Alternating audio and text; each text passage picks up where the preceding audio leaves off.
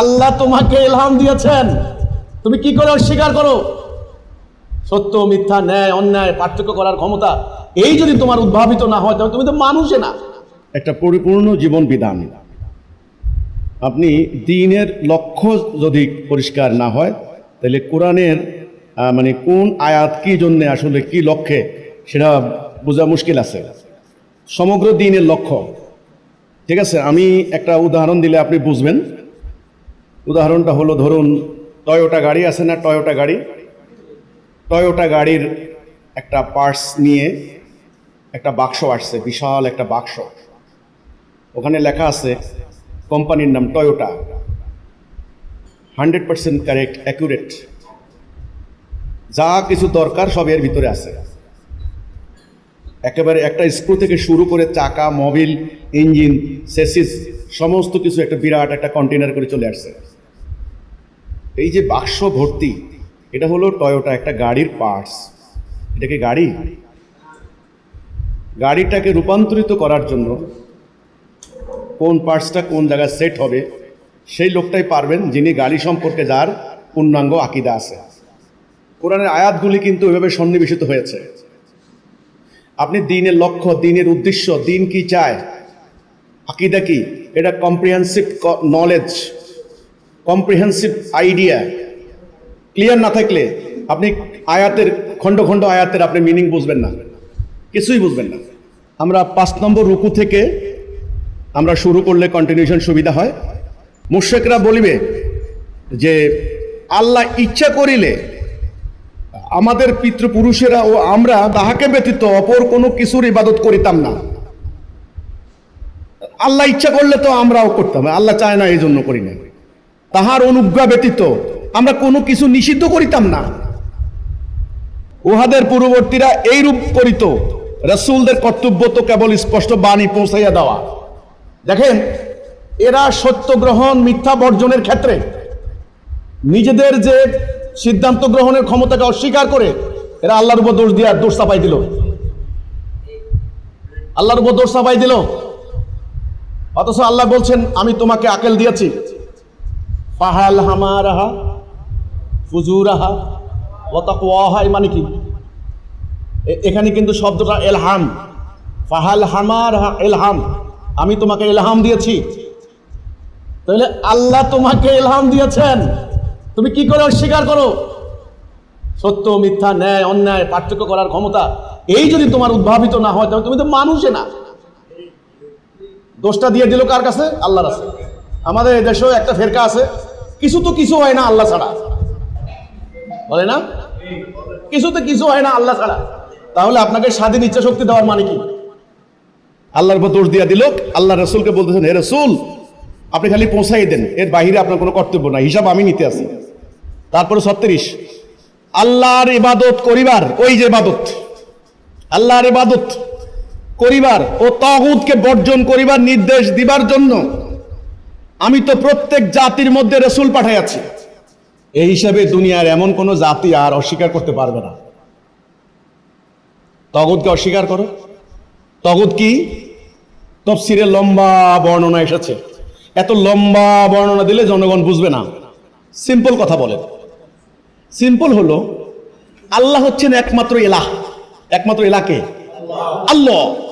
ইলাহের জায়গায় অন্যরা যদি নিজেরা ইলাহ বানিয়ে নেয়, এরা হলো তাগুত।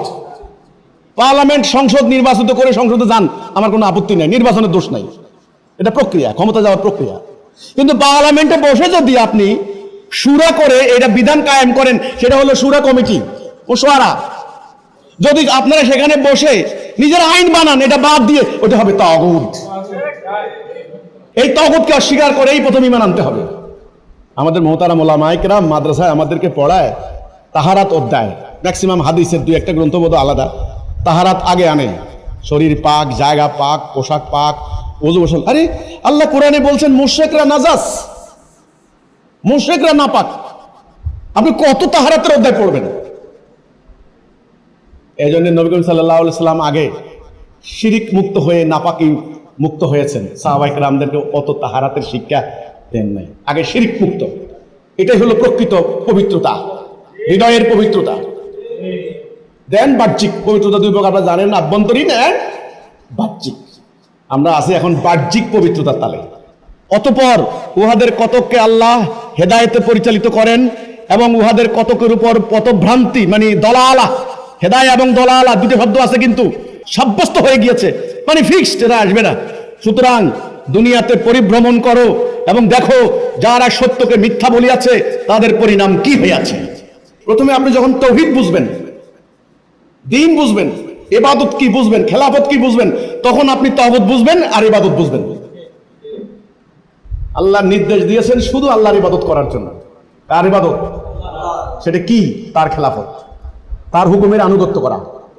এটা করতে গেলেই তাগুতকে অস্বীকার করতে হবে। তাগুত কায়েম করবে কে? ইবলিস। আর সিরাতুল মুস্তাকিম কে দিবেন? আল্লাহ। তো আপনাদেরকে বলা হয়েছে তাগুতকে অস্বীকার করো, আল্লাহর ইবাদত করো, মানে আল্লাহর খেলাফত করো। আল্লাহর খেলাফত করতে হলে তাগুতকে অস্বীকার করতে হবে, মানে আল্লাহর হুকুমের পরিপন্থী বিধান। এখন কথা হচ্ছে কি, প্রত্যেক কওমের মানে প্রত্যেক জাতির মধ্যে আল্লাহ এই বার্তা দিয়ে রাসূল পাঠাইছেন। রাসূল বলছেন মসজিদগুলো হবে লোকারণ্য, কি থাকবে না? হেদায়া থাকবে না, ডাইরেকশন পরিবর্তন হয়ে যাবে। আমি ডাইরেকশন নিয়ে কথা বলেছি, লক্ষ্য। নতুন নবী রাসূলের দরকার নেই ভাই, আমাদের নবী আমাদের জন্য এনাফ। তিনি যা করে গেছেন এনাফ, এই কিতাব এনাফ। আকীদা পরিষ্কার হয়ে গেলে যথেষ্ট। আল্লাহ বলছেন এমন কোন নবী রাসূল, এমন কোন জায়গা নাই আমি নবী রাসূল দিয়ে পাঠাই নাই, এবং এই সতর্ক করেছি। কাজে মানুষ বাঁচতে পারবে না।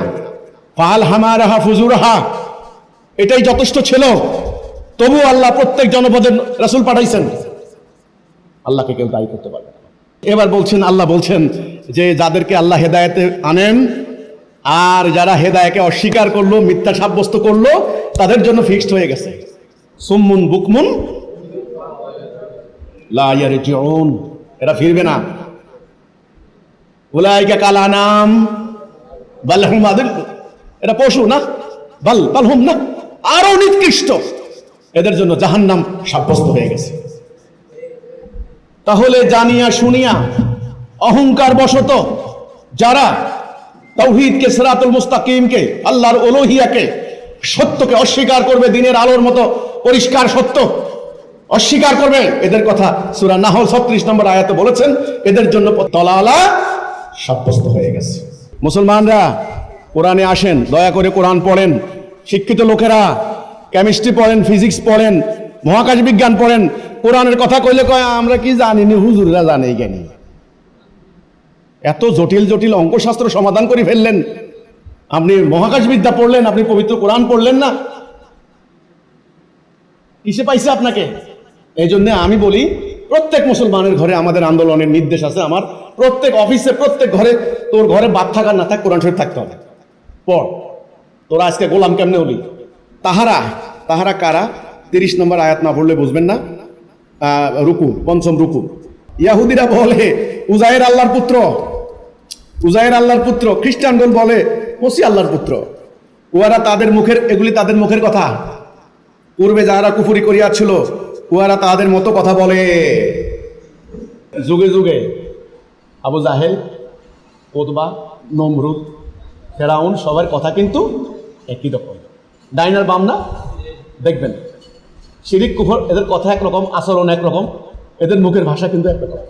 ঠিক যুগে যুগে দেখবেন মোহাম্মদ রসুল্লাহ ওনার অনুসারী, ইব্রাহিম খালিলুল্লাহ ওনার অনুসারী, মুসা কালিমুল্লাহ ওনার অনুসারী, এরা ডান দিকের লোক না, দেখবেন ওনাদের আচরণ, কথাবার্তায়, শালীনতায়, ভদ্রতা, বিনয়ে, সভ্যতায় একরকম। যুগে যুগে দেখবেন মোমেনদের চরিত্র একরকম, কাফেরদের চরিত্র ওদের কথার মিলে, কিন্তু মিলবে কিন্তু যে দলে করুক, ক্ষমতায় যেটাই যাক, একই নীতিটা। এবার আসেন, আল্লাহ উহাদিকে ধ্বংস করুক। আল্লাহ লানত দিছেন, আল্লাহ ওদের ধ্বংস করুক। আর কোন দিকে উহাদিকে ফিরিয়ে দেওয়া হয়েছে? ভুল দিকে। 31 তারা, ওই যে ইহুদি আর ওই খ্রিস্টান, ওরা আল্লাহ ব্যতীত তাহাদের পণ্ডিতগণকে, পণ্ডিত এবং সংসার বিরাগীগণকে তাহাদের প্রভু রূপে গ্রহণ করিয়াছে। অথচ আল্লাহ প্রভু, এবং মারিয়াম তনয় মাসিকে ওরা প্রভু বলে গ্রহণ করেছে, কিন্তু উহারা এক ইলাহের ইবাদত করিবার জন্যই আদিষ্ট হয়েছিল। এলাহ কয়জন? একজন। মারিয়াম তো নয়, মসিও না, ওই ওদের আলেম ওলামাও না। তিনি ব্যতীত আর কোনো ইলাহ নাই। লা ইলাহা ইল্লা হুয়া, তিনি ব্যতীত কোনো ইলাহ নাই। তাহারা যাকে শরীক করে তা হইতে তিনি কত পবিত্র। এখানে ইয়ার অর্থ হুকুমের মালিক, হালাল হারাম ঘোষণা করিবার অধিকার একমাত্র আল্লাহ তাআলা, তার পক্ষ হইতে তার রসুলের। পণ্ডিতগণ এখানে একটু ঘটনা আছে, রসুলরা কিন্তু নতুন হারাম হালাল বলতে পারেন না, ওরা আল্লাহরই হারাম হালাল তাকে ঘোষণা করেন। এই হচ্ছে কথাটা, ফরমানটার জারি করেন ঘোষক, এই জন্য রসুল, মেসেঞ্জার অফ আল্লাহ। মূল মেসেজটা কিন্তু আল্লাহর, মূল চিঠিটা কার? আল্লাহর। আচ্ছা, পণ্ডিতগণ মানে আলেম ওলামাগণ বা ওই যে দরবেশগণ দুনিয়া বিমুখ, ইহার আলোকে ব্যাখ্যা প্রদান করিতে পারেন। নিজেদের খেয়াল খুশি মতে কোনো বস্তুকে হালাল হারাম বলিবার অধিকার তাদের নাই। ইয়াহুদি খ্রিস্টান পণ্ডিতগণ স্বীয় স্বার্থে এইরূপ করিতেন, সাধারণ লোক বিনা দ্বিধায় তাহা মানিয়া চলিত। এই আয়াতটা যখন নাযিল হয়েছে, এটার শানে নজুল আমি দেখেছিলাম একবার, তখন সাহাবীরা বলেছেন, ইয়ে রাসূলুল্লাহ, বুঝলাম না, আল্লাহ তো আমাদের রব, তাহলে ইয়াহুদি আলেমদেরকে এরা রব মানে কেমনে? বলছে ওই ওরা যখন আল্লাহর হারামটাকে উল্টাইয়া নিজেরা একটা হারাম বানায় নিত, আর আল্লাহ যেটা হালাল করছেন ওটা হারাম বানায় নিচ্ছে। এই মানদণ্ড এরা ঠিক করার কারণে সাধারণ পাবলিক আহবার আর রহমান এদেরকে অনুসরণ করছে, আল্লাহরে আর অনুসরণ করে। ফলে এরা কি হয়ে গেছে? রব হয়ে গেছে।